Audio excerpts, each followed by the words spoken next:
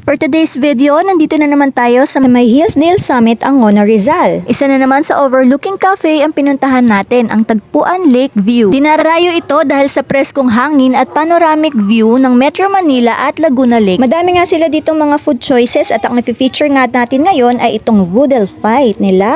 O, diba? Good for 6 persons na yan. Tapos meron din silang pika-pika.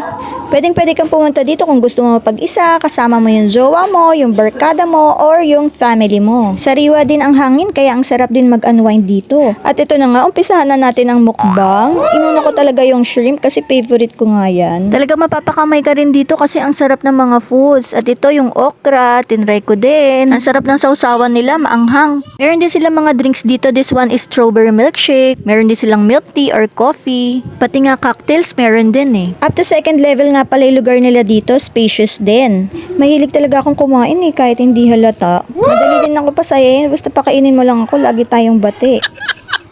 Fairness, nabusog talaga ako dito, tapos na-enjoy ko lahat ng foods nila. Tapos ito, yung bagoong nila on top of the talong, napakasarap din. Sulit talaga tong Voodle Fight nila kasi mabubusog ka talaga. Tapos kung mahilig ka sa ramen, meron din sila dito.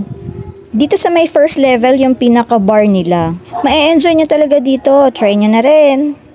Don't forget to follow, like, and share!